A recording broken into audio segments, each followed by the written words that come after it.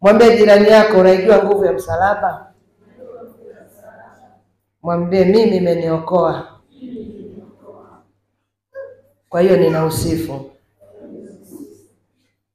Jina la Bwana libarikiwe sana. Na kuna watu wanapendaga kuvaa misalaba mikubwa, yaani cheni na msalaba mkubwa.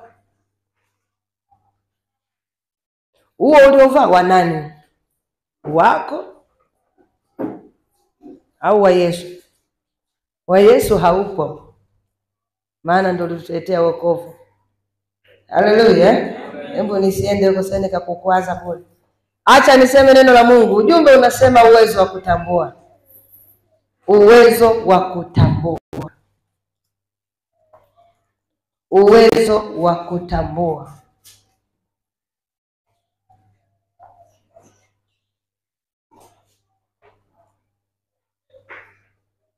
Lengo la Mungu kwetu ni kutupa uwezo wa kuyatambua mambo, kuyajua mambo. Uwezo wa kuyajua mambo, kuyatambua mambo.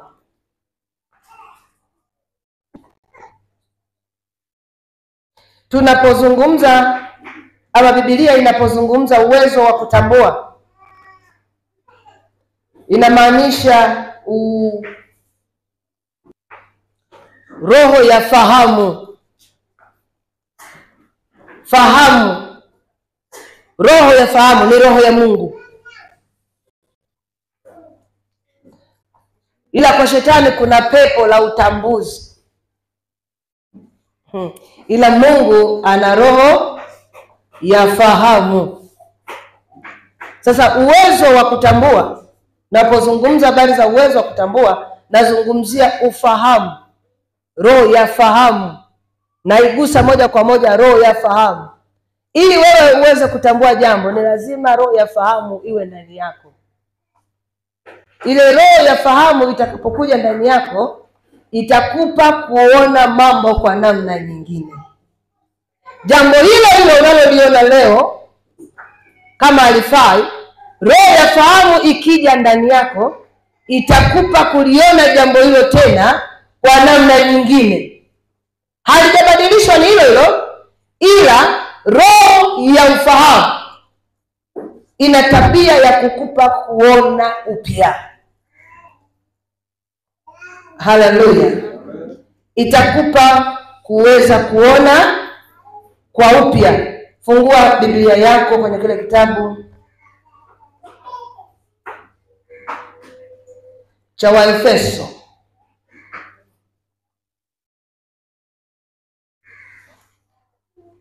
Waefeso sura ile ya kwanza mstari wa 18. Biblia inasema Waefeso sura ya kwanza mstari wa 18. Ya mioyo yenu yatiwe nuru. Maana yake roho ya fahamu ije kwenu ili macho ya rohoni yaweze kuona jinsi utukufu wa urithi wake katika watakatifu jinsi ulivyo.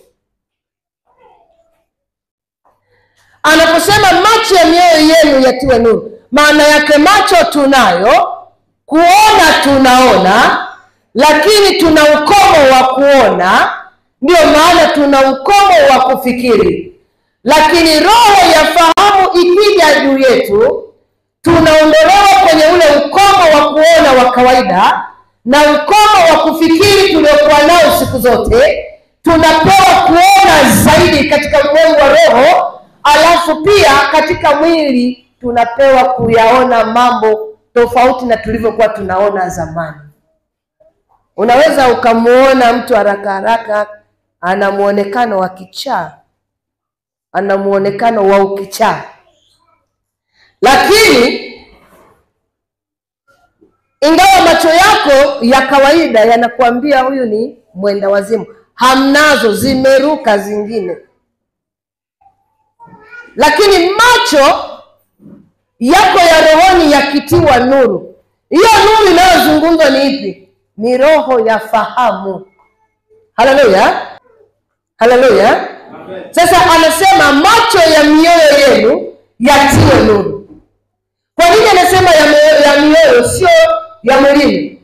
Kwa sababu mwilini siku zote kuna ukomo wa kuona jambo, ila rohoni kukitiwa nuru, kule rohoni kuna tabia ya kukiona hata kitu kilichoko kwa jinsi ya mwili zaidi ya mipaka ya uonaji juu ya kile unachokiona.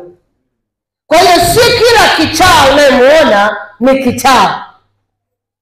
Macho ya moyo wako yakitiwa nuru, utakuja kugundua hata huyu unayemuonaga ni kichaa, sio kichaa. Wakati wengine wanazungumza habari za ukichaa wake, wewe utakuwa unajua huyu sio kichaa, isipokuwa watu ukomo wao wa kuona maisha yao. Ila kwa kuwa mimi nimepewa nuru zaidi katika macho yangu ya roho, ndio namtambua huyu sio kichaa. Haleluya. Jina la Bwana libarikiwe sana. Lakini katika Isaya maandiko yanasema, ile Isaya 11, Isaya ile sura ya 11, msomaji wangu soma kuanzia ule mstari wa kwanza.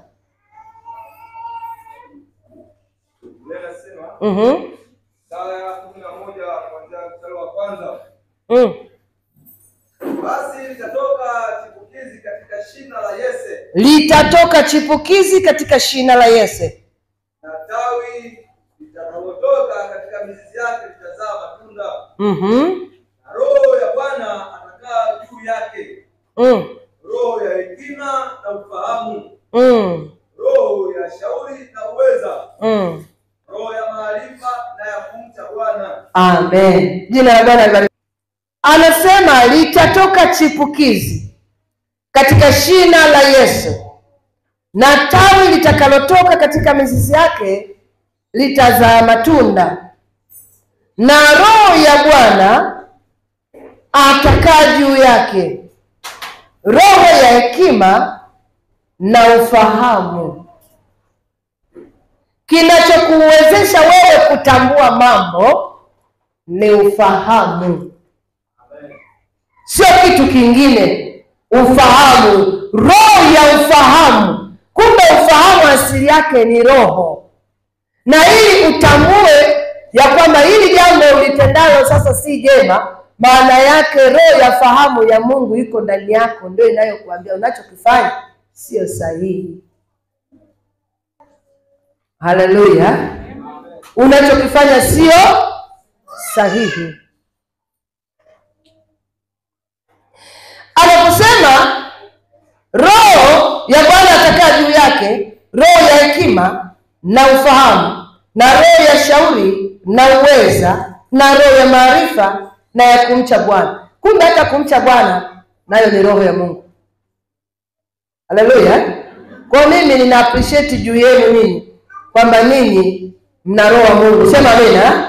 Kwa sababu mnamcha nani? Mnamcha Mungu. Kumcha Bwana sio jambo dogo.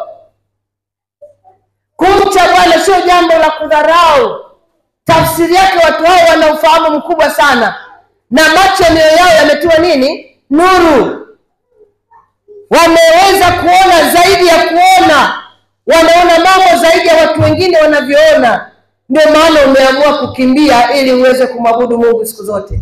Biblia inasema ikimbieni ghadhabu ya Mungu. Sema amen. Hata mwenye kuikimbia ghadhabu ya Mungu itakayokuja ni yule aliye na roho ya ufahamu ndani, kwa sababu imeangaza macho yake ya rohoni, imeweza kutambua ili niwe salama, acha nimkimbilie yeye. Sema amen. Haleluya. Kwa hiyo kumbe utambuzi, roho ya kutambua, kumbe uwezo wa kutambua unatokana na roho ya nini? Ya ufahamu. Twende tukaangalie kitabu cha Yohana Mtakatifu. Yohana Mtakatifu ile sura ya 21. Yohana Mtakatifu 21. Soma kuanzia mstari wa kwanza mpaka 13. mstari wa kwanza. Yohana Mtakatifu 21. Mhm. Baada ya haya Yesu alijidhihirisha tena kwa wanafunzi wake Mhm. bahari ya Tiberia, naye alijidhihirisha hivi: Simoni Petro na Tomaso aitwaye Pacha na Nathanaeli wa Kana ya Galilaya na wana wa Zebedayo na wengine wawili wa wanafunzi wake walikuwapo pamoja. Simoni Petro aliwaambia, naenda kuvua samaki. Nao wakamwambia, sisi nasi tutakwenda nawe. Basi wakaondoka wakapanda chomboni, ila usiku ule hawakupata kitu hata asubuhi. Amen.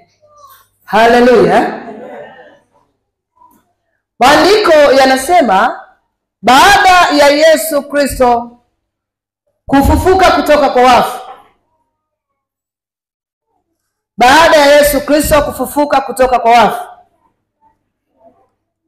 alikuwa akiwatokea wanafunzi wake nyakati tofauti tofauti. Na bila shaka kuna watu hapa Bwana amekwisha watokea ila hawajatambua. Na kuna wengine wanakwenda kutokewa na Bwana, ila kwa sababu nimekwisha tangulia kuwaambia, mtaanza kutambua. Mtapata ufahamu wa kutambua. Bwana Yesu asifiwe. Ukisoma hii hadithi hapa, hii simulizi, kulikuwa na kila sababu ya Yesu kutokutambuliwa,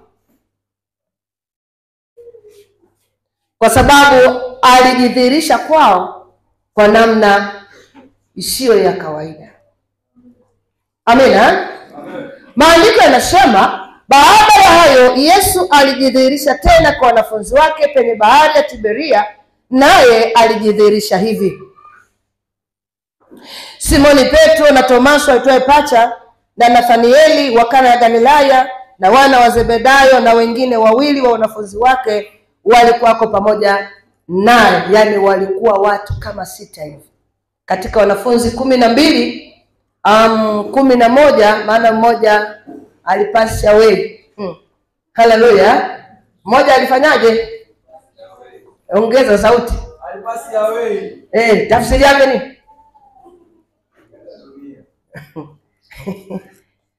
Bwana Yesu asifiwe sana.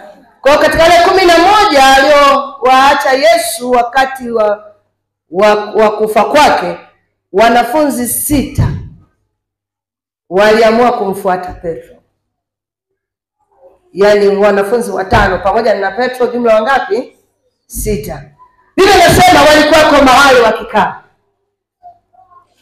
wakiwa wanaendelea kutafakari vile jinsi walipokea upendo wa Yesu, vile jinsi Yesu akiwa hai aliishi nao, vile sauti yake ilivyokuwa ikisikika masikioni mwao, vile ambavyo hata alipokuwa kutukanwa hakujibu kitu, vile jinsi ambavyo hata alikuwa anatafutwa kuuawa lakini hawakuweza kumkamata kirahisi, vile jinsi ambavyo alimfufua binti Yairo, vile jinsi ambavyo alimponya yule kijakazi wa kamanda wa jeshi, vile jinsi ambavyo alimfufua Lazaro kaburini. Kwa wakiwa wanatafakari hayo, mwisho wa siku Petro aliwaambia wanafunzi wenzake, akawaambia, mimi naenda kuvua samaki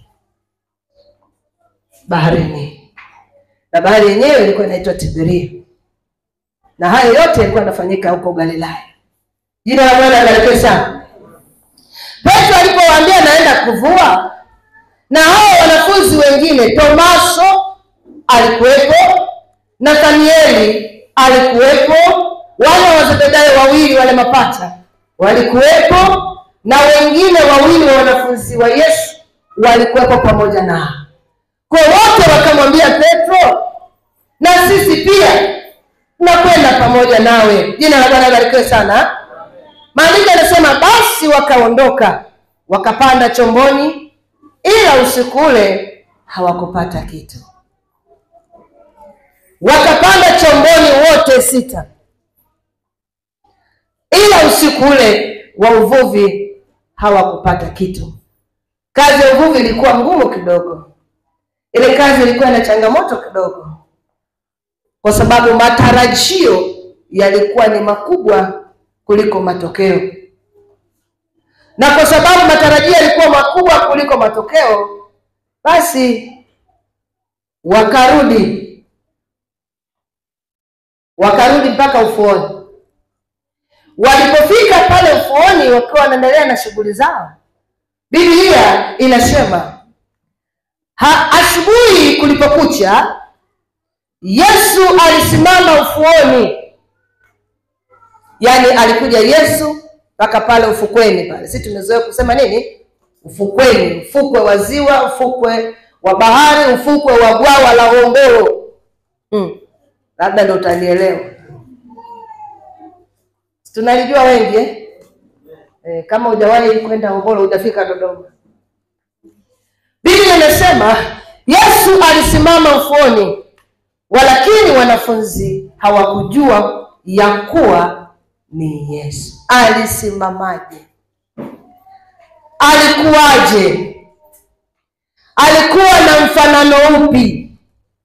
Alikuwa na muonekano upi?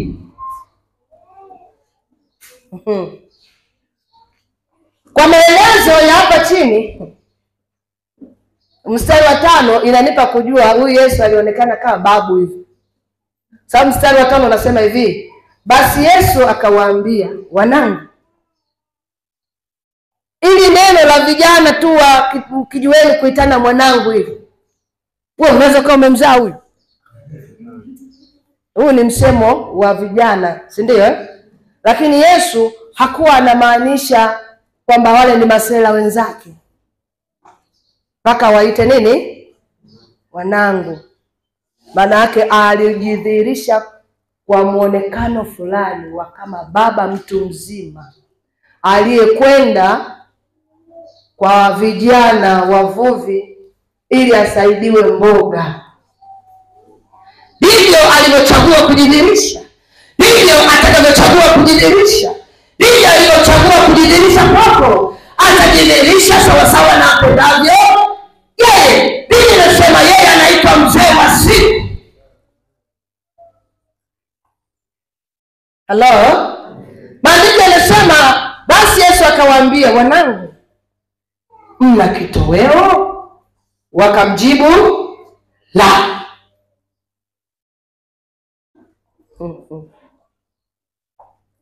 Akawaambia, litupeni jarife upande wa kuume wa chombo, nanyi mtapata. Basi wakatupa. Niliwahi kuambia siku moja katika mahubiri yangu na mafundisho, kijana wangu mmoja hapa kanisani miaka ya nyuma, wakati anakaa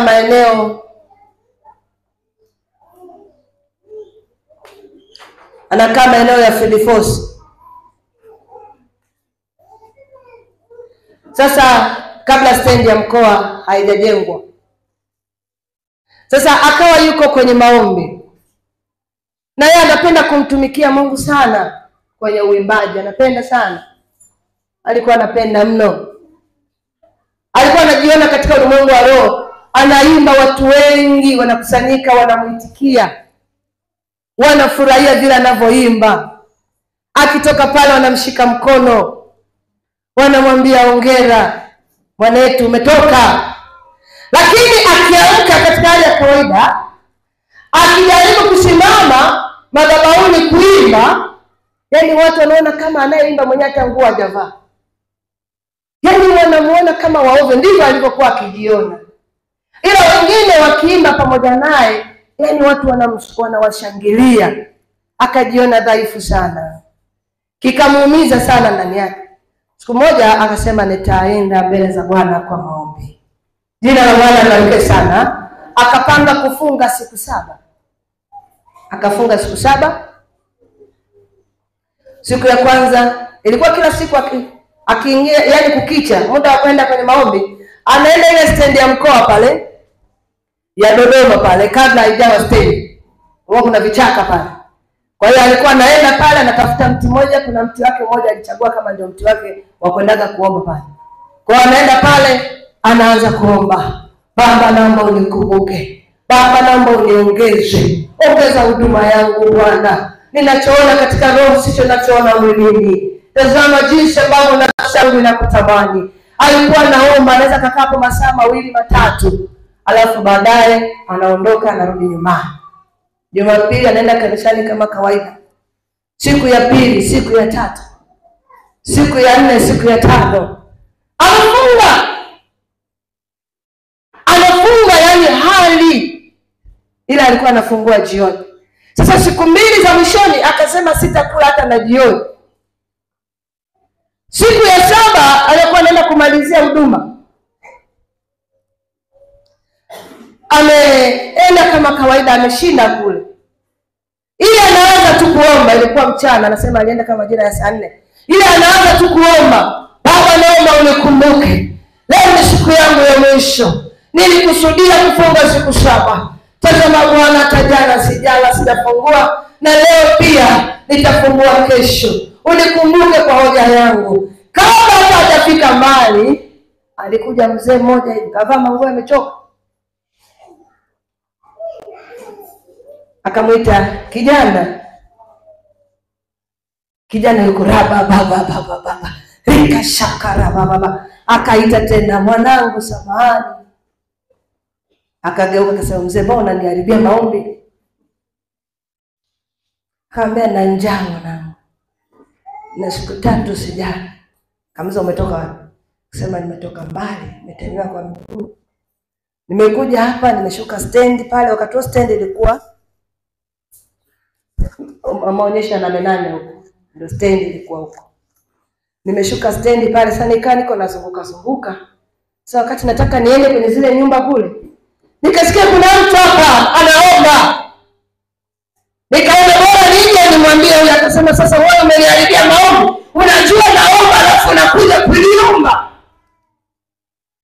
Akasema samahani mwanangu, kama utakuwa na 2,000 tu ama 1,000, naomba nikale. Kweli anaonekana mzee amekonda.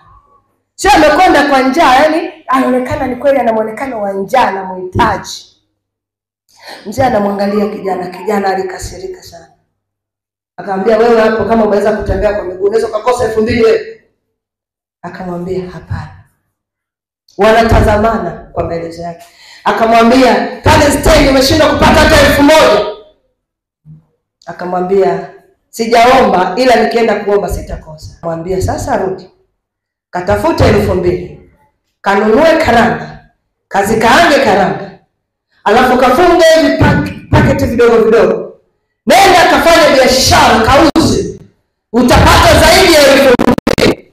Hautapata 2,000 kama hujaanzia shilingi 100. Mzee akasema nashukuru sana kwa mawazo mazuri. Asante sana. Naenda kufanya hivyo. Naenda kutafuta 2,000. Nitanunua karanga, nitafunga kidogo. Nitauza. Najua nitapata zaidi ya 2,000. Kama hata mwombaji hajamjibu, akaendelea Baba nikumbuke. Niongeze Baba. Niongeze. Anaomba sababu lile mwiliko la kwanza litakaa. Angajiona mkavu ghafla. Akimwona akasema wazee wengine si wanga. Leo mtazame tena hapo mwambie mzee kinikuta tu anaomba usimfuate. Anaangalia mzee hayupo. Anajaribu kufuatilia hayupo. Labda amekwenda kule hayupo. Akarudi akakaa. Baadaye akili kamjia. Wajuaje ya kwamba ndiye Bwana amekuja kwako? Anasema nikajikuta sina nguvu ghafla, maombi yakakata, hamu ya kubaki pale haipo. Akasema nikaanza kuondoka nimfuatilie mpaka 8. Anasema anafika mpaka kwenye lami kwa muda mfupi sana. Yule mzee hana uwezo wa kutembea vile, lakini hakumuona. Anasema